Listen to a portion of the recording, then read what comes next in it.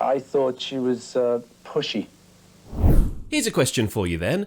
Did Yoko Ono break up the Beatles? Because some people will tell you, yes, she's the sole reason the Beatles broke up. Other people will tell you that no, she had nothing to do with the breakup. It was to do with management issues after the death of Brian Epstein, or the personal creative differences within the group that led to the breakup. And in fact, Paul McCartney himself told David Frost in 2012 she certainly didn't break the group up. But that doesn't mean that McCartney and Ono saw eye to eye the entire time, because they definitely didn't. Let's break down the relationship between McCartney and Ono into three main sections. First, how Yoko Ono met John Lennon and Paul McCartney. Secondly, Yoko Ono's presence within the Beatles. And thirdly, the disputes that came up after John's death. So how did Lennon and Ono meet? Because as it turns out, McCartney might have been the first Beatle she met, not Lennon. But first, the official version that Lennon and Ono would tell interviewers. In late 1966, Yoko Ono travelled to London for her art exhibition, Unfinished Paintings and Objects, held at the Indica Gallery and Bookshop in Mayfair. Now, a co-owner of the gallery, John Dunbar, invited his good friend, John Lennon, to view Ono's works the day before the exhibition officially began. And from the off, John Lennon didn't really get it. He was expecting something sexual or provocative with this exhibition,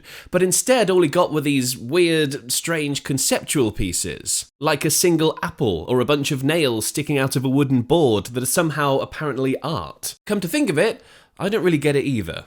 Now, John wasn't a fan of the art to begin with. He was getting flustered, and Yoko Ono saw this and came over to introduce herself. When she did, she gave John Lennon a card. On that card was the word breathe. Apparently, John Lennon responded by panting heavily, which made her laugh. At this point, he thought he was being set up for some big scam, as if he was expected to spend a fortune on these bits of so-called artwork. Lennon's attitude towards the art changed, however, with one piece in particular.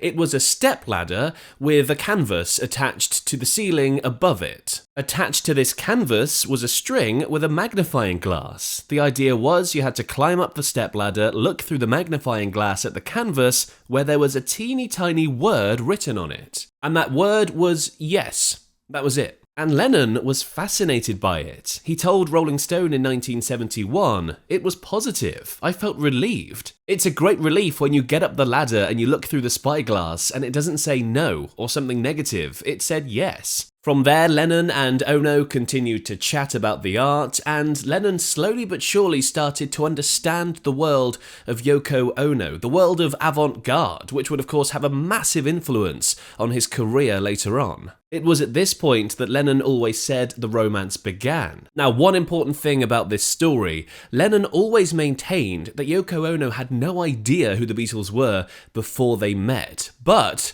this is very unlikely to be true. Paul McCartney remembers that Yoko Ono had approached him a year earlier, in 1965. She was apparently looking to get her hands on some Beatles song manuscripts for a book project she was working on with John Cage, an experimental composer. The book project was called Notations. Now, some accounts say that Ono turned up to Paul McCartney's house and knocked on the door to ask for some of these manuscripts. Others say that she simply wrote to him. But either way, if this is true, then it's obvious that Yoko Ono was aware of the Beatles before she met John Lennon. She was probably just downplaying it so she wouldn't scare Lennon away. Paul declined to give Ono any manuscripts and suggested that she try John Lennon instead. And Lennon reportedly gave her the original lyrics for the Beatles song The Word. So again, it seems that Lennon and Ono had crossed paths in some way before they met at that exhibition. There's also another account by Reg King, a singer who also worked with George Martin, that explains Yoko first met John and Paul together in a speakeasy somewhere. Regardless of the exact details of how they met, one thing is clear. They didn't start the romance immediately. Following the exhibition, both still married, they stayed in touch. Ono later admitted to being deeply attracted to Lennon, who agreed to sponsor another of her exhibitions in London in 1967. Now, Lennon and Ono would of course become famously inseparable during the later years of the Beatles, which neatly brings us to part 2 of this video, Ono's presence within the Beatles. The first time Yoko Ono would visit and sit in on a Beatles recording session was in September 1967 during the Fool on the Hill recording sessions at Abbey Road.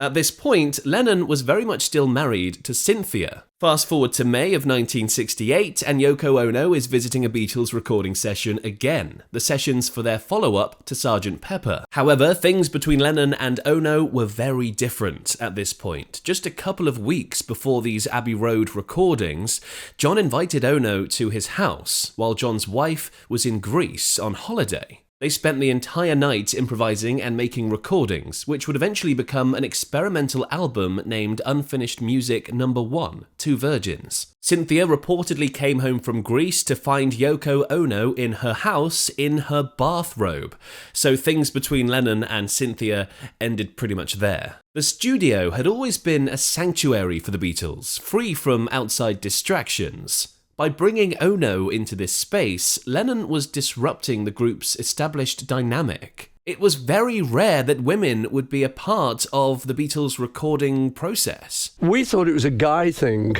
Yes. I mean, even the guys' wives and the girlfriends and stuff weren't really welcome in the studio. They could, control room for a quick visit. Right. But actually sit in the studio with us, it was like, no. Excuse me, we're working. Now, to begin with, Ono would stay put in the control room during the recordings, but she eventually found her way into the studio. And this is something that McCartney took issue with. It was really just the initial shock of Yoko sitting on one of the amps. Right. Excuse me, that's my amp. Yeah. She couldn't use a stool.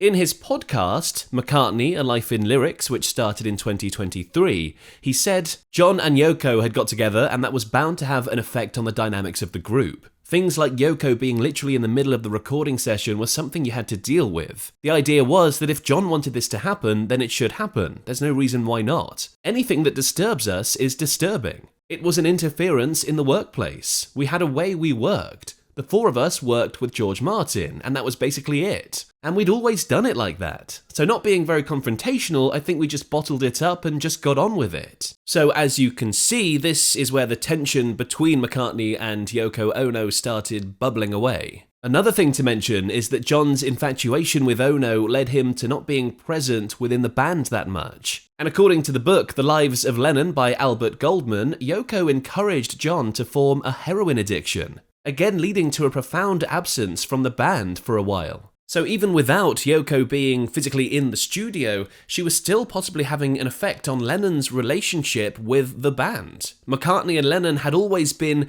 a strong partnership, and this was something that Yoko was perhaps threatening. Despite all of this, moving on to the third and final part, McCartney did seek to reconcile with Yoko Ono after Lennon's death. In fact, he said he didn't really get to know her until the early 80s. We didn't know her too well, really, until quite recently, until maybe A few years ago. 80s, beginning of the 80s, when I just thought, well, maybe I've misunderstood. Maybe it's my mistake, not hers. So I telephoned her and started talking to her about just things generally. She said, why are you telephoning? And I said, well, I think I've misunderstood you and I think I've made a big mistake. And as you were John's wife and I was very fond of John, I feel that he would have liked me to telephone you and kind of say hello and see what's going on.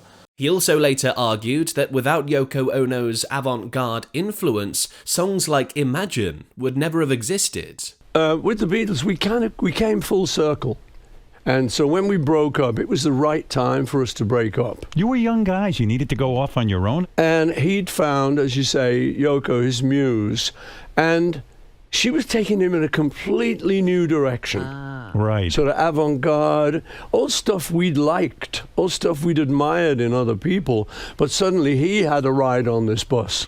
So in the end, whether it was the fault of Ono or not, McCartney was happy with the timing of the Beatles breaking up. Now, despite this reconciliation in the early 80s, some legal issues would pop up later on, which would bring the tension right back up. It all had to do with songwriting credits. The songwriting partnership between Lennon and McCartney was always credited as Lennon-McCartney, the credit seen on pretty much every Beatles song, no matter who played the bigger part in writing it. Fast forward to 2002, Paul released a new live album called Back in the US, featuring a bunch of songs he had written while in the Beatles. And have a guess what the credits said for these songs? Paul McCartney and John Lennon. He had switched the order around. Ono threatened legal action after this. She said, "It's very petty. John and Paul often disagreed on which songs were written by whom. If John was here now, they could fight it out, or maybe they could never agree. The point is, he is not." However, by the end of 2003, Ono and McCartney had settled things again. McCartney made a U-turn and said he was happy that the credits should remain as they were on any future recordings. "I'm happy with the way it is and always has been. Lennon and McCartney is still the rock and roll trademark I'm proud to be a part of, in the order it's always been," he said. And around this time, McCartney also denied that there was any kind of rift between him and Yoko Ono. He said that they exchange Christmas cards every year, and that he considers her a distant relative. And they seem to stay on positive terms, because 10 years later, in 2013, McCartney told Rolling Stone magazine that things had improved over time, thanks to time, the great healer. He even called her a badass, and said, "I thought if John loved her, there's gotta be something. He's not stupid." It's like, what are you going to do? Are you going to hold a grudge you never really had? He also talked about some advice he got from George Harrison. "George would say to me, you don't want stuff like that hanging around in your life," he said. Ono, in response, said she was very, very thankful. She said this to the Times of London. "I was shocked. I thought, now you're saying it, now after 40 years. But it was very good. In the atmosphere that the world created for us, it was not easy for him to say something like that." As with any topic like this, there's bound to be a bunch of stories or avenues that I didn't quite go down in this video. If you've got anything interesting to share about Paul and Yoko's relationship, be sure to pop it down in the comments below. And next, watch my video about how George Harrison sent a mystic message from beyond the grave to share his thoughts on the final Beatles single, Now and Then. Click over there, watch it next.